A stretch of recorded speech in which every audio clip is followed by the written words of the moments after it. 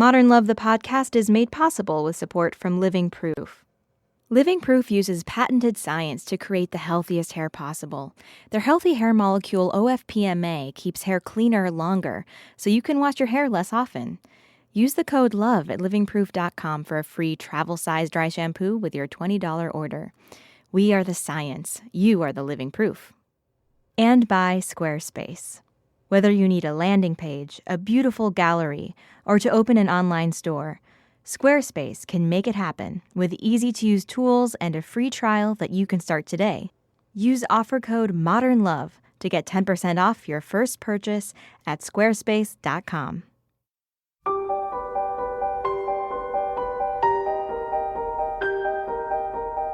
From the New York Times and WBUR Boston, this is Modern Love. Stories of love, loss, and redemption. I'm your host, Meghna Chakrabarty.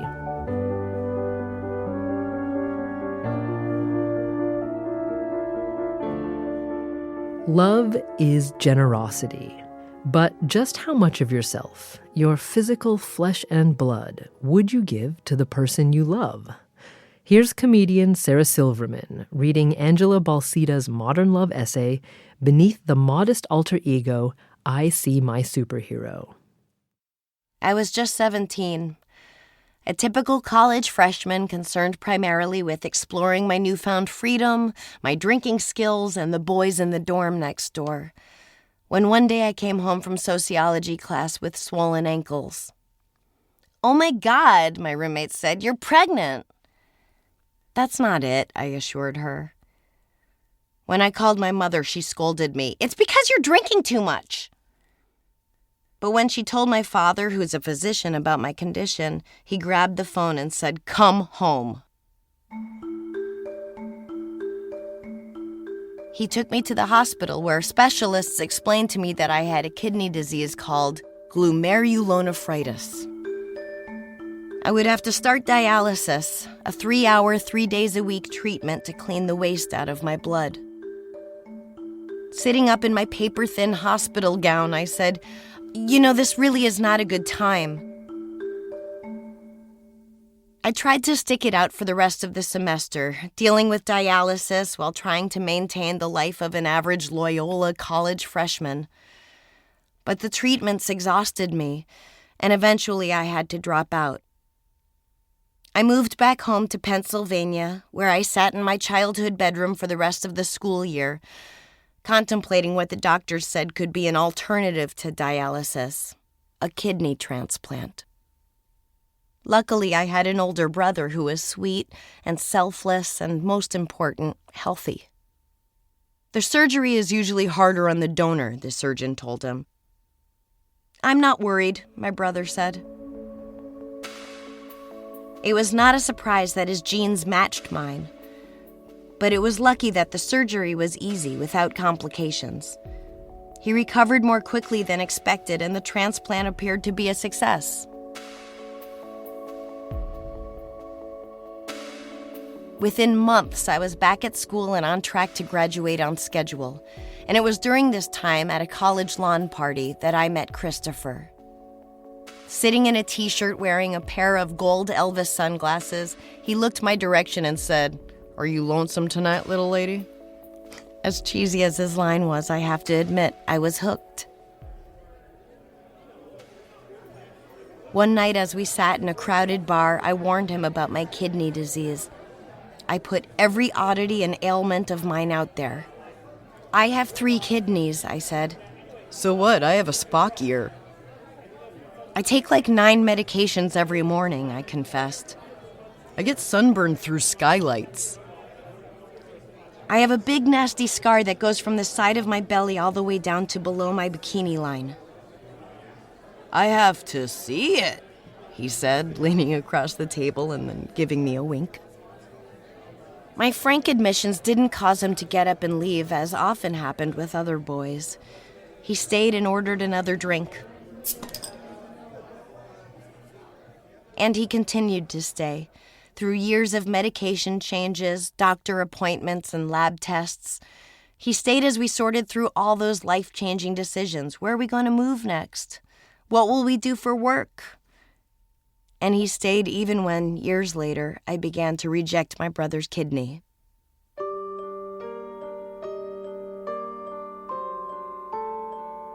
Christopher watched as my young body quickly turned into that of an old woman.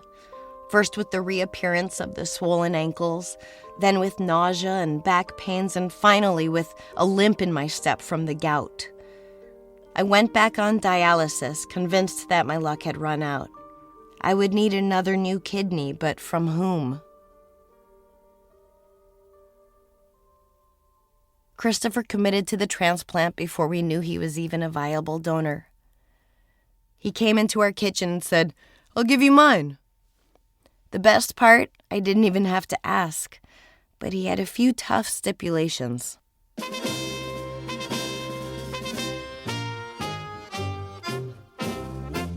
You have to watch your diet. I nodded enthusiastically. Whatever you say. Under the table, my legs were shaking. No more drinking. I'm talking like a glass of wine at dinner, maybe, and no more smoking your occasional cigarettes. Okay, I said. If I give you my kidney, you've got to keep it. Be good to it. I understood his concern. My record up to that point had not been the cleanest. When I went back to school after receiving my brother's kidney, I wanted to pick up right where I left off, trying to feel normal again among my peers. I partied to excess. I stayed out too late and exhausted myself on the weekends. I didn't think about what a life like that would eventually do to my already compromised state of health. "I promise," I said, but at that point I would have agreed to anything. We shook on our deal before he dipped me, Astaire style, and planted his warm lips on mine. For weeks, the transplant team poked and prodded Christopher with blood tests, x-rays, and MRIs, assessing his viability.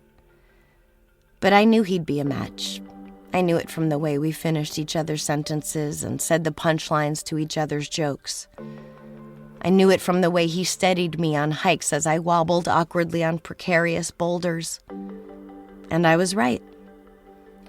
"Well, he's good enough," said the nurse when we met to hear the result. I watched her lips move as she gave us the details of the operation, but all I could think about was how love had saved me.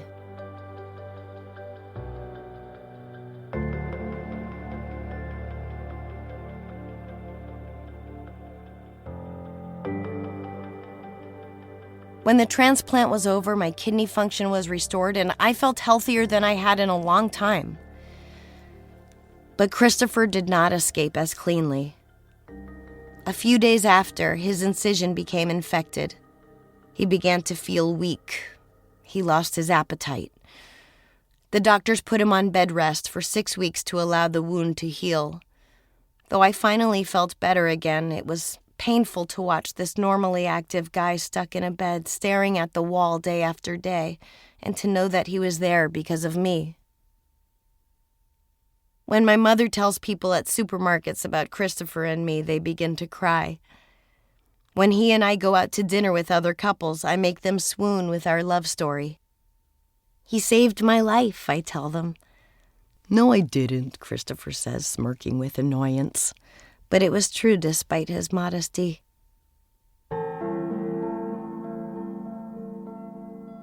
Then one weekend in November, just 3 months after the transplant, I woke up with a blinding headache that would not go away.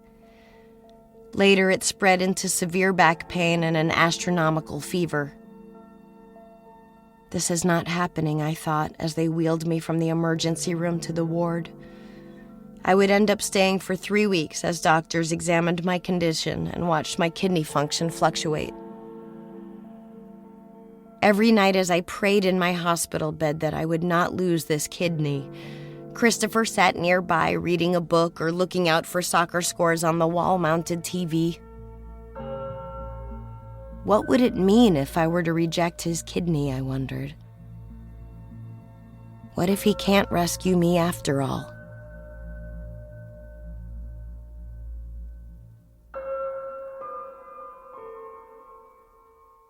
In the end, my symptoms turned out to be a result of an infection, not of outright rejection.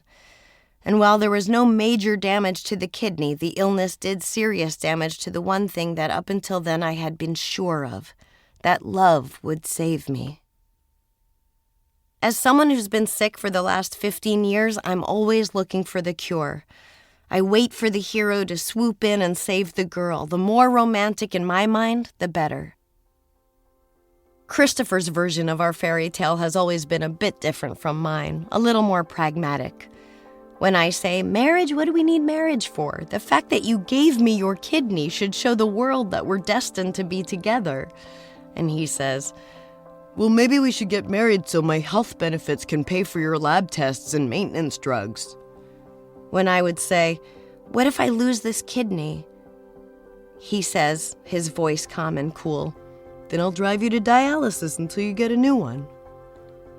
Chances are that is the position we will find ourselves in one day, and he seems to know it. He knows that even if I watch my salt, am tender with his kidney, and try in earnest to keep it with me, someday my body will discover that his kidney is foreign and strange and will try to get rid of it.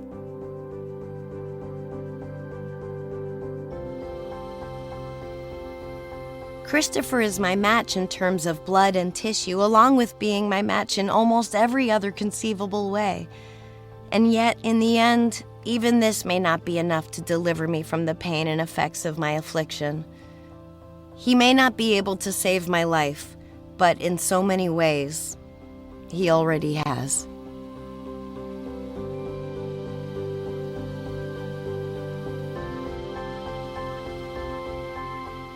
Sarah Silverman reading Angela Balsita's essay, Beneath the Modest Alter Ego, I See My Superhero. Well, it's been 10 years since Angela's piece was published. Is Chris driving her to dialysis? Be sure you've got plenty of tissues at hand, because we'll hear how Angela and her superhero are doing today after the break.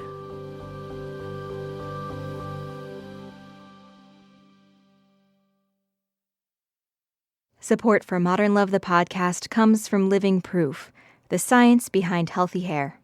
I'm Katie from Living Proof, and we get love letters from stylists, too. Like this one. Dear Living Proof, I'm not a product junkie, because that's what most products are, junky. However, every once in a while, a product will stand up to my question, does this make everything else easier?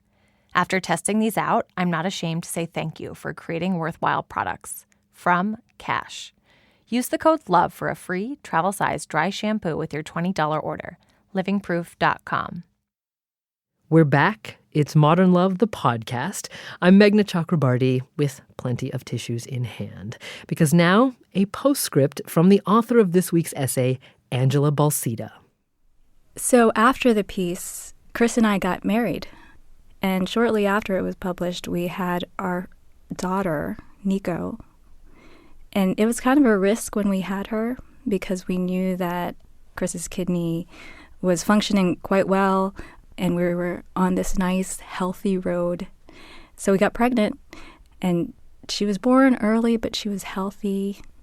The pregnancy was a lot on the kidney, and the kidney wasn't able to recover. So shortly after she was born, I lost Chris's kidney. So the piece is interesting to me because it was very much about me being very hopeful that this kidney was going to last us forever and our love was going to pull us through. My name is Christopher Doyle, and I'm Angela's husband. When Angela's kidney, the one I donated, gave out, I was really disappointed of my kidney. I thought it could have been much hardier. Obviously, it did bring our daughter into the world, so I guess it kind of has a saving grace, and if it had to go out, it went out with a bang. They had a beautiful baby girl, but losing Chris's kidney meant that Angela had to spend the first year of her daughter's life on dialysis. It was not what I expected motherhood to be like at all. Being sick while she was getting stronger and stronger every day. But since then, Nico, our daughter, she's almost 8. She's healthy, and after my third transplant, I am also healthy and strong. A friend decided to donate her kidney to me. She had been with us through this whole time and knew that I was in trouble and needed help. And the rest is smooth sailing and history, hopefully. Angela and Chris will celebrate their 10th anniversary later this year. They live in Baltimore, where Angela's a high school English teacher. My life today is so normal and so boring, and I love it.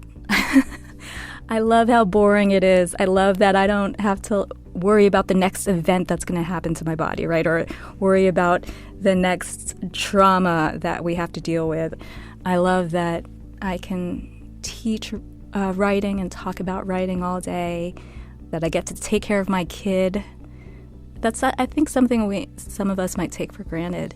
But I get to take care of her, right, instead of other people taking care of me. I have 5 kidneys in my body. They don't take them out. They just keep them in there. I don't know. I kind of like the idea of having them all in there. I have my brother, my husband, and my dear friends all in my body, like quite literally, right? And that's pretty beautiful. Angela Balsita, author of this week's essay. We also heard from her husband, Christopher Doyle. Angela shares more of their story in her 2011 memoir, Moonface. And now, Modern Love editor Daniel Jones shares what he took away from Angela's story. I like what she says in this essay about how she kept trying to read a greater meaning or sense of fate into this decision by her boyfriend to give her a kidney. And I like how she gets beyond that and thinks, okay, well, love isn't the thing that's saving me. A healthy kidney is saving me. And it was a loving act that brought that kidney to me and let me have it. But if the kidney fails, then it's the kidney that's letting me down, not the person, not love itself. When it gets right down to it, it's about real things and real people and failing organs. And I think we're better off if we stop thinking it was either meant to be this way or it was not meant to be this way. Dan Jones, editor of Modern Love for the New York Times. And I really agree with Dan because that seems to be the lightning bolt in so many of our modern love stories, that in life and in love, we are so fortunate simply to be. Special thanks to Sarah Silverman for reading Angela's essay.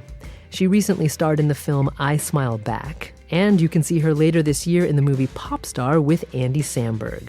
You can also see her performing stand-up around the country this May and June.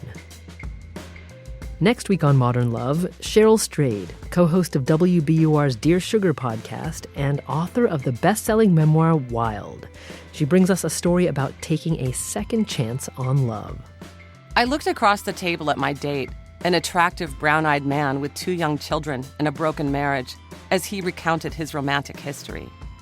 I smiled and thought, I could be in a relationship with a man like this. In fact, I knew I could. I had married him.